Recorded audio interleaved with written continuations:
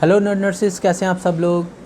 मेरी last video जो थी वो एमएसएन स्कॉलरशिप के ऊपर थी, उसी के बारे में मैं आपसे बात करना चाहता हूँ, क्योंकि आपको पता है कि जो हमारा फर्स्ट बैच था और फर्स्ट सेमेस्टर था इस स्कॉलरशिप का, जो एमएसएन स्कॉलरशिप थी यूनाइटेड स्टेट्स में, ओहायो स्टेट के अंदर जो हमारी यूनिवर्सिटी थी उसका नाम था रियो ग्रैंडी यूनिवर्सिटी, जो कि हमें स्कॉलरशिप दे रही थी free of cost tuition fee, free of cost on campus room, share room, and third जो इसकी फैसिलिटी थी वो ये थी कि जिसमें ट्रांसपोर्टेशन आपकी होती है आपकी हॉस्टल से यूनिवर्सिटी, यूनिवर्सिटी से घर, और यूनिवर्सिटी से आपकी जो जॉब है, जो जॉब ऑफ़र कर रहे हैं उसके साथ साथ एज ए CNA की, उसमें भी जो आपकी ट्रांसपोर्ट है वो आपको कम्युनिकेयर दे रहा है। कम्युनिकेयर की पेड पार्टनरशिप थी यूनिवर्सिटी ऑफ रियो ग्रैंडी के साथ, जिसमें आपके जो ऑफ डेज़ होंगे उसमें वो आपसे आपके वर्किंग डेज़ होंगे वो उसमें आप काम कर सकते हैं,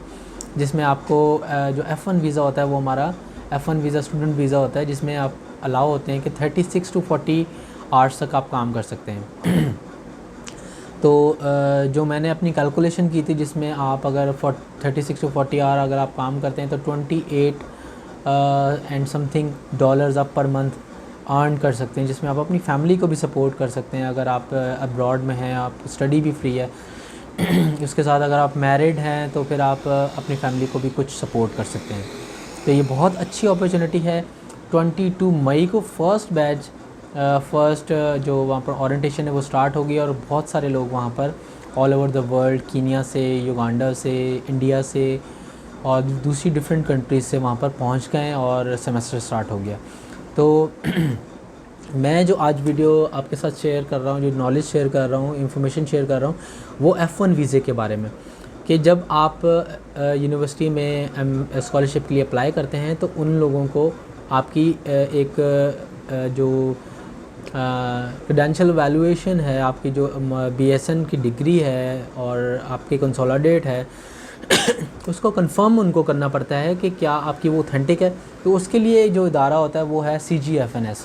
CGFNS में ये होता है कि वो आपके जो क्रेडेंशियल्स हैं उसकी वेरिफिकेशन करता है। उसकी जो फ़ीस होती है वो आपको पे खुद करनी पड़ती है, ठीक है। जिन लोगों ने, जो लोग NCLEX की तैयारी कर रहे हैं या जिनका प्रोसेस चल रहा है US का, तो उनकी ऑलरेडी CGFNS की रिपोर्ट बनी होगी।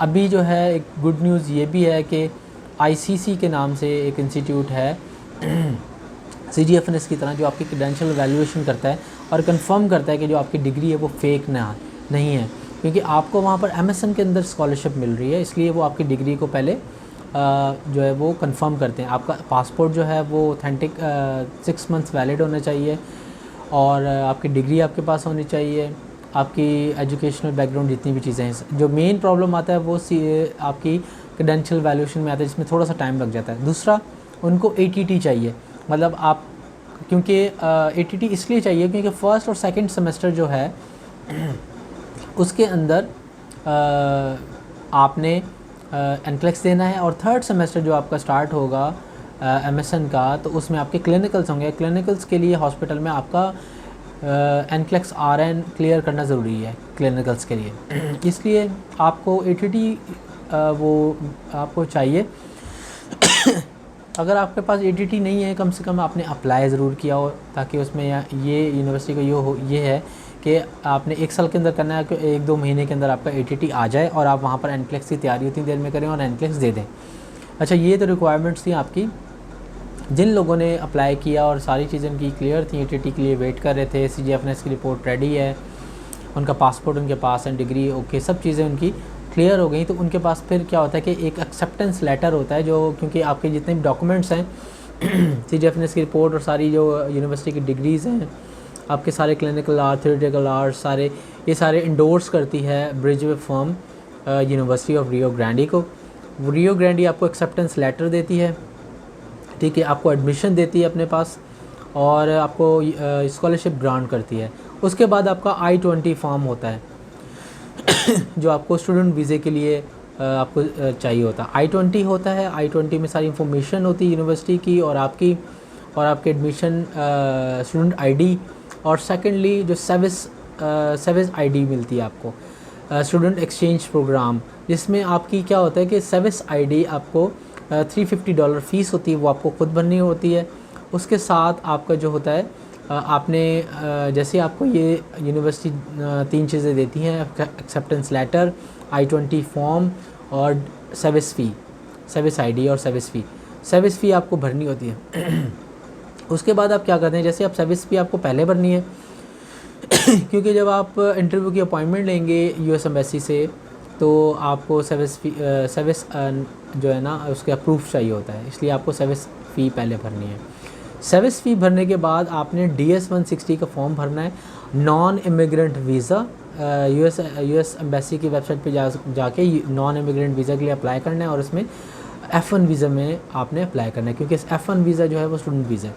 उसमें आप जब अप्लाई करेंगे तो फिर आपको डेट, जो आपकी नियरली डेट होगी वो आप ले सकते हैं। अगर आपको डेट बहुत आगे की मिल रही है तो फिर आप एक्सपर्टाइट डेट के लिए अप्लाई कर सकते हैं। एक्सपर्टाइट डेट का मतलब ये होता है कि आप अपनी डेट यूएस एम्बेसी को रिक्वेस्ट करते हैं कि मेरा जो एडमिशन है या मेरी क्लासेस हैं वो जो मुझे इंटरव्यू की डेट मिल रही है उससे पहले हो रही हैं, तो आप मुझे पहले की डेट अगर अरेंज करके दें। तो उसमें यूनिवर्सिटी और स्टूडेंट की सारी सिचुएशन को देखते हुए यूएस एम्बेसी जो है वो आपको फैसिलिटेट करती है, और फिर आपकी जो इंटरव्यू है उसको आगे कर देती है, ताकि आप इंटरव्यू दे के और अगर आपको वीज़ा मिल जाता तो आप अपनी जाके टाइम पे क्लासेस ले सकते हैं। अब आपको चाहिए क्या क्या होता है जब आप इंटरव्यू के लिए जाते हैं। आपने इंटरव्यू की डेट ले ली, ठीक है, DS-160 फॉर्म भर लिया, उसका आपने प्रिंट लेना है, उसका प्रिंट आपको चाहिए होता है। उसके साथ आपकी डिग्री, आपकी BSN की डिग्री, आपकी कौंसलर डेट और आपकी सर्विस फ़ी जो आपने फिल दी है उसका आपके पास प्रूफ होना चाहिए। इंटरव्यू के टाइम पर एक प्रॉपर फ़ाइल होनी चाहिए, एक प्रॉपर ड्रेसिंग होनी चाहिए, जिसमें आपकी एक नॉर्मल कलर, लाइट कलर, अगर आप मॉर्निंग में जा रहे हैं लाइट कलर का आपने शर्ट हो, साथ में अगर आप कैरी कर सकते हैं टाई इजीली तो आप टाई पहन लें। ड्रेसिंग और फॉर्मल ड्रेसिंग करें, ठीक है। उसके साथ जो आपके डॉक्यूमेंट्स हैं उनमें आपको जो चाहिए होंगी चीज़ें वो आपको सर्विस फ़ी का जो पेपर है जो आपने फ़िल किया वो आपके पास प्रूफ होना चाहिए। DS-160 का फॉर्म जो होता है वो आपके पास होना चाहिए जब आप इंटरव्यू के लिए जाते हैं वो आपसे मांगते हैं। और उसके साथ साथ आपके पास आपकी डिग्रीज़ होनी चाहिए। कभी कभी किसी इंटरव्यू के अंदर CV भी जो है वो मांग लेते हैं, तो आपके पास अपनी CV भी होनी चाहिए जिसमें सारी डिटेल होती है, सारी एजुकेशनल। और पासपोर्ट, ऑब्वियसली आपको पासपोर्ट तो चाहिए होता है उस वक्त। और इसके साथ साथ जो है आपकी पिक्चर चाहिए होती है, क्योंकि यूएस एम्बेसी का एक स्पेसिफ़िक क्राइटेरिया है पिक्चर का, जिसमें वो आप देखें 2x2 की पिक्चर होती है। जो DS-160 जब आप फिल करते हैं तो उससे पहले आपकी लास्ट 6 मंथ्स की पिक्चर होनी चाहिए, वो आप पिक्चर लें। उसके बाद वही सेम पिक्चर आपने DS-160 पे लगानी है, और वो सेम पिक्चर आपने उस वक्त आपकी 2 पिक्चर चाहिए होती हैं ऑन द स्पॉट जब आप इंटरव्यू के लिए जाते हैं। तो इस चीज़ की आपने बिल्कुल गलती नहीं करती कि आपने DS-160 के अंदर जो पिक्चर लगाई है वो कोई और है और वो ओल्ड है और जिस दिन आप इंटरव्यू के लिए जा रहे हैं उस दिन आपके पास पिक्चर कोई और है। तो पिक्चर जो है उसका आपने बहुत ख्याल रखना है, वो आपके पास पिक्चर सेम होनी चाहिए। दूसरा, जब आप इंटरव्यू की प्रिपरेशन के लिए जाएं, जब आप DS-160 फॉर्म फिल करेंगे तो उसमें आपने रिलेटिव और कोई अपनी रिलेटिव शो नहीं करने, जिसमें ऑप्शन होता है कि आपके कोई रिलेटिव है यूएस में। अगर आपका कोई रिलेटिव है भी तो आप शो ना करें, क्योंकि इससे ये ज़ाहिर होता है कि आप नॉन इमिग्रेंट वीज़ा पे जा रहे हैं। F1 वीज़े पे आप पढ़ेंगे और अपने वापस आके अपनी कंट्री को सर्व करेंगे। तो आपने अगर अपना रिलेटिव शो कर दिए तो आप उनको ये होता है कि ये जो स्टूडेंट है ये वहाँ पर जाके स्लिप हो जाएगा। तो आपने रिलेटिव बिल्कुल भी शो नहीं करने, या अगर आपने शो कर दिया है तो आप ये बोल सकते हैं कि मेरे कॉन्टैक्ट में नहीं है। तो कोशिश करें कि आप रिलेटिव जो है वो ना शो करें।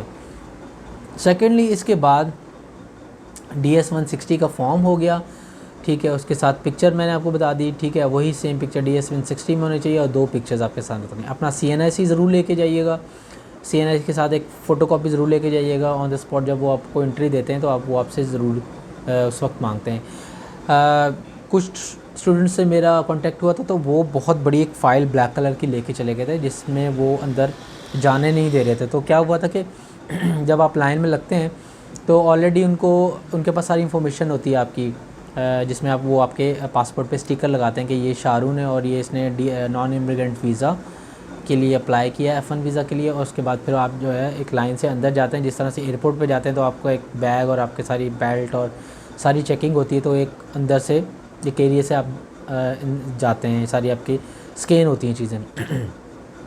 तो उसमें कुछ स्टूडेंट्स ने ये बताया कि F1 वीज़े में ये प्रॉब्लम होता है कि अगर फ़ोल्डर फ़ोल्डर ना लेके जाए, हमारे नॉर्मल फ़ोल्डर्स होते हैं प्लास्टिक के, उसी में आप अपने सारी चीज़ें लेके जाएं, अपनी डिग्री, अपने सारे एजुकेशनल डॉक्यूमेंट्स जो आपकी अपना प्रोफेशनल एजुकेशन डॉक्यूमेंट्स हैं, जैसे अगर नर्सिंग में है या किसी भी और फील्ड में है तो उसमें।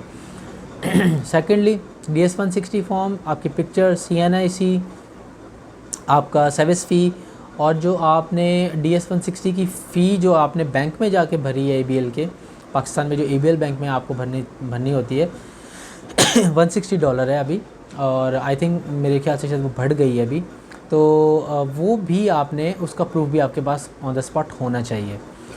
तो ये सारी काम करने आपने, जो आपकी डेट है, जो टाइम है, उससे आधा घंटा पहले आप पहुंच जाएं, क्योंकि उससे बहुत बड़ी लाइन होती है जिसमें आपको खड़ा होकर वेट करना होता है, तो आप टाइम से जाएं।